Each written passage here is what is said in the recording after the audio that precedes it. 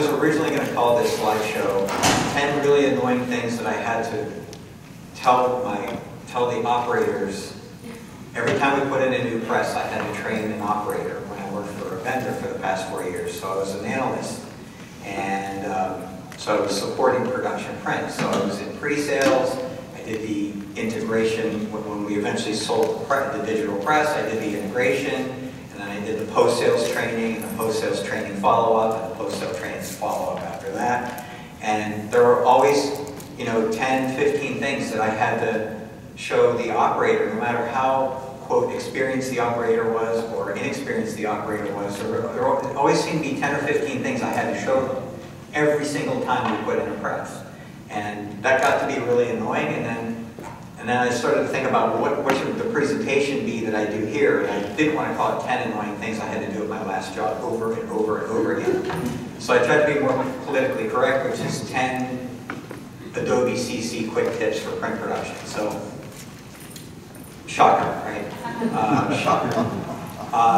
And, so like, you talk about, there's all these problems with files that are designed for print, right?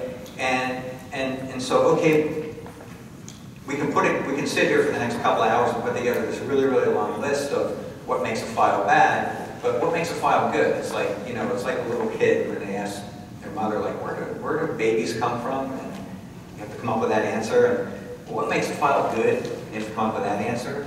But in a nutshell, it's created with a pro application, right? Anything that's not Microsoft Office or Publisher. Publisher, I love working with Publisher files. They're great. Fonts are included with the job and embedded in the PDF file. The image resolution is good enough and in the correct color space. And, spots are designated, spot process is designated process where it needs to be. And, the funny thing is you can have all that other stuff right and totally blow when you create the PDF file, right? But those are all the things that need to come together in order for all this to happen. So one tip that I think is really critical to understand is that you have to set Photoshop up correctly for opening up images. And there's basically two settings. So there's the ignorance is bliss settings, which is the default settings. So when you open up an image, you don't really know what's happening with it when you open up an image. And then there's the settings that you set, so you know what's happening when you open up an image in Photoshop. So to show you what that looks like, you go to Edit Color Settings. Out of the box, you zoom up here so you can see this projector is really not great. There are three important settings here. Profile mismatches and missing profiles. Photoshop by default, these are turned off, right? So if you were to, and I'm exiting out, let me zoom back out. If you were to open an image in Photoshop that didn't have a profile associated with it, and this happens all the time, like you go to a stock photography website and you pull an image down, there's no profile associated with it. When you open it up, it just opens up, but you don't know what's happening with it. There's no profile associated with it, and you're like, well, what just happened here? If you go to color settings and you turn these three things on, okay, so I'm going to turn on Ask When Opening for missing and profile mismatches. Now, when I open this image up that contains no profile, it's giving me a heads up. Hey, this thing doesn't have a profile. What do you want to do? Do you want to leave it as it is and not color management? Do you want not color management? Do you want to assign a profile? And if so, what profile do you want to assign? All right, so you know what's happening when you open up that image. And the same thing happens with, so we're working in the sRGB color space right now. If I were to open an image that matches the color space that I'm working with in Photoshop, it's just going to open. This image contains an sRGB profile. Now this one contains a profile that's an Adobe RGB 1998 profile. When I open that up, it's letting me know, hey, there's a mismatch here. Do you want to retain the image in the sRGB color space, or do you want to convert it to the color space that you're working in? What do you think we do here? What do we do? What's the right thing to do? What would you do? Well, we're talking about sRGB color space here, okay? So do we want to convert it to the color space that we're working in Photoshop, or do we want to maintain the color space that maybe the photographer took the picture in using their color space. Are you a web developer or a printer? Doesn't matter. At the end of the day, we're going to convert this to CMYK downstream, but, well, that's a good point. I mean, I get where you're coming from, but typically in this case, you don't want to convert it to the profile space that you're working in. You want to maintain whatever sRGB color space that the photographer originally intended, typically. All right? There's no silver bullet answer to this, but at least you know what's going on when you open up images, right? You need to know what's happening. So that's the sort of the gist of this. All right, the next tip that I want to show you is, here we have an image that's in the RGB color space. And you should always color correct images in the RGB color space. Always, always, always. And if you're going to convert to CMYK, you should do so only if you know what you're doing when you convert to CMYK. Otherwise, you let the printer do it. You let the print service provider, do the image conversion. Now, the hang-up that I get from a lot of people is they like to convert to CMYK for two reasons. Number one, they want to see what colors are going to be lost when they convert to CMYK, right? And number two, mentally, I think for a lot of people, it's easier to color correct images in the CMYK color space because you go into curves, you go into levels, and you bend the cyan curve up or down, magenta curve up or down, yellow curve up or down. It just makes sense that way, whereas when you're in RGB, you don't know what the heck's going on. Okay, so a couple things. You can keep images in the RGB color space, go to View, and Proof Colors, and whatever CMYK profile you're currently using in Photoshop, you got the best of both worlds going on here. You're getting a visual cue of what this is going to look like when it's converted to CMYK, but you're still in the RGB color space. You can still color correct in the RGB color space, right? So Proof Setup is a good way to maintain images in the RGB color space and give you a visual cue of what it's going to look like, you know, how bad it's going to look like when you convert it to CMYK, right? Now, here's the second tip. When you color correct in the RGB color space, I use curves, some people use levels, it's up to you. But one thing that I like to show people is it's not as hard as you think it is to color correct in the RGB color space. All you have to do is remember this, RGB CMY. If you're in the red channel, you're adjusting the cyan. If you're in the green channel, you're adjusting the magenta. If you're in the blue channel, you're adjusting the yellow. Does that make sense? That's all you have to remember. You just have to remember RGB CMY. That's how it rolls off the tongue. So when I go in here, and I go into the red channel, I bend it up, I'm pumping cyan into the image. When I bend it down, I'm taking cyan out of the image. Really super slick, easy way to remember that, and it sticks if you just say RGB CMY. One other tip, if you wanted to see which colors are out of gamut, if you go to View and Gamut Warning, anything, God, this projector's bad. Anything that is out of gamut is going to be sort of turned gray. So it's just not going to happen in the CMYK color space with the current output profile selected. First thing I want to show you in InDesign is, you zoom out, is under the View menu, if you go to Screen Mode and Preview, it's truly going to give you a preview of what this is going to look like when the job is output, with the exception of one thing. Overprint Preview. So there's two tools here. We have View, Screen Mode, and Preview. Okay? So take a look here. I'm going to go back to normal view. So when I go to View, Screen Mode, and Preview, watch what disappears. Things off the pasteboard disappears, and this logo of Yummy disappears.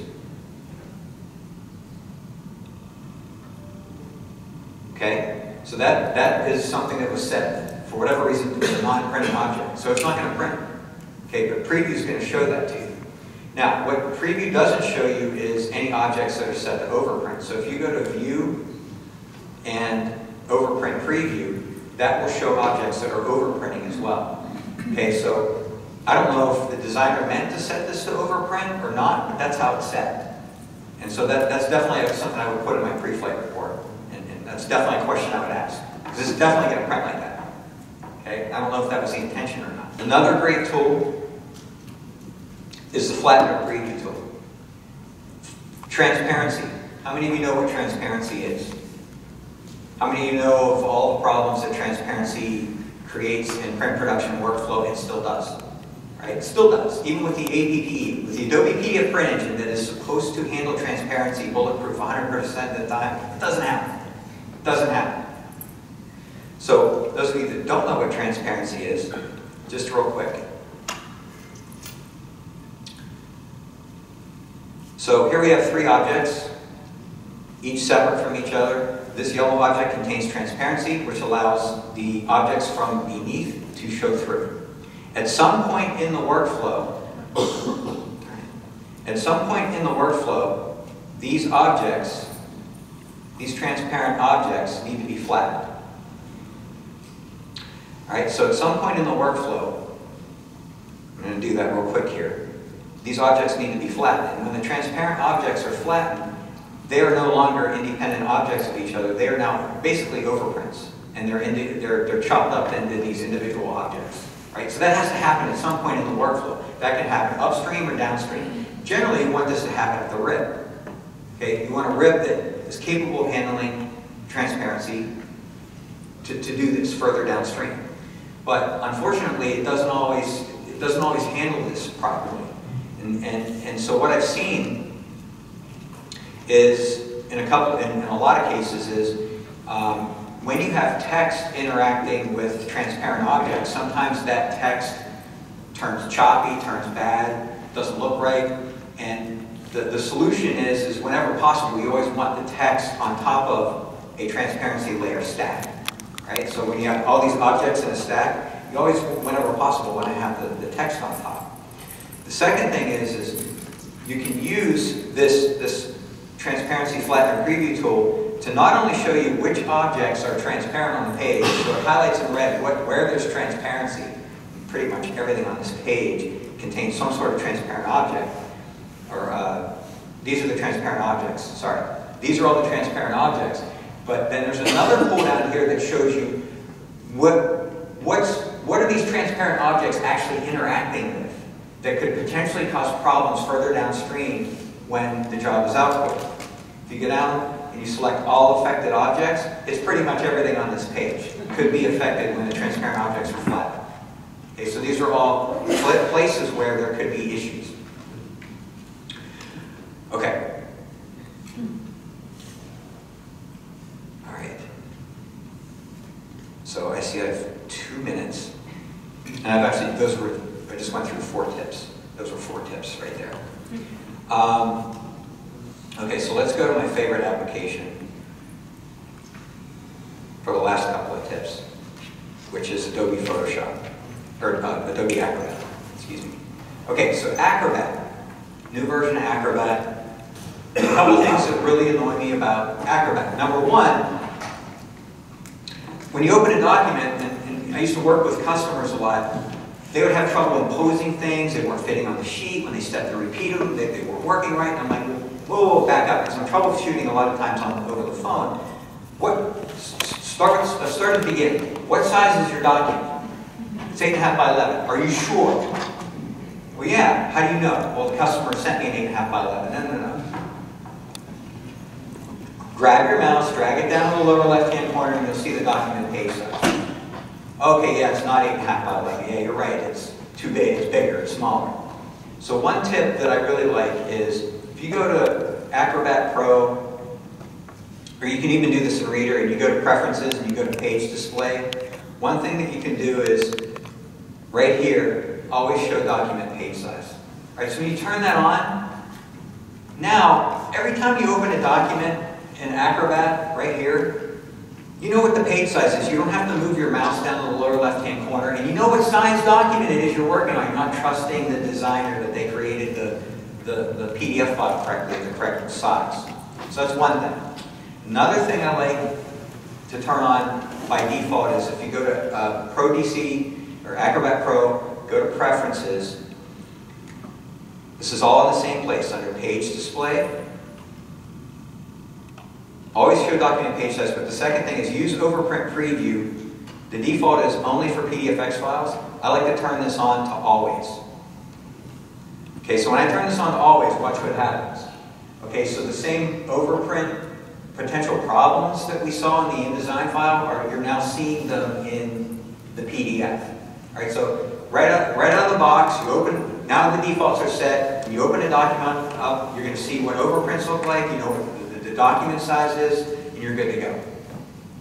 All right, so those are two really important things to understand, two basic settings that, you know, you change them, and Acrobat or Acrobat Reader is like this forever now. Okay, two more things, and there was one tip that I missed in Adobe InDesign that is actually a really great tip.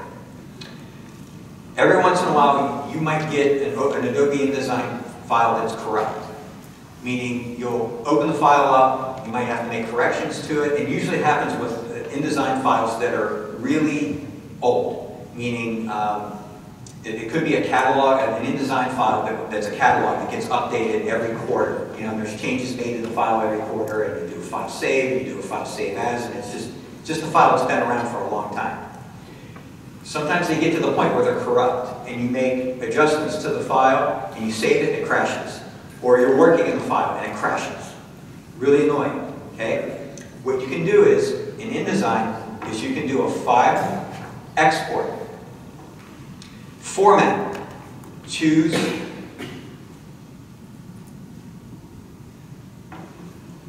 an IDML file. Save it as an IDML file.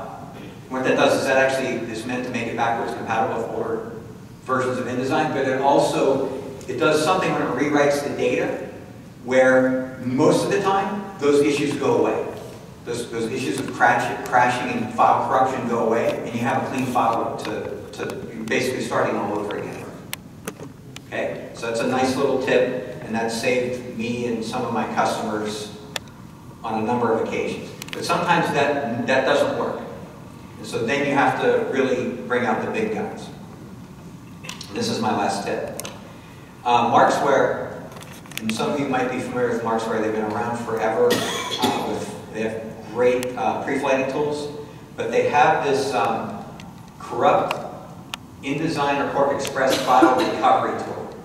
Okay, so this is at marksware.com, products file recovery service, and you pay for it. It's $50, or it's actually based on file size. So depending upon the size of the file, the prices start to go up, right? So, but for $99 to recover a file that you might have spent days or weeks creating, that has become corrupt, that's a small price to pay. Okay, so if the IDML, save back as IDML thing doesn't work, then you go here. And this can recover corrupt files. It works very well, actually. Works very well. Okay. All right, I am 4 minutes over, and that was a lot to cover. Now, one last thing, and then I'm going to turn things over to Stephen. I need to show you this so that you write it down so that you send me a note. If you send me an email to jmarin@printing.org, I'll send you this PowerPoint presentation. It's got all the tips that I went over, like step by step, and I'll send you the source files that I used, the actual InDesign files, Photoshop files, all that stuff, so that you can use them. All right, thank you.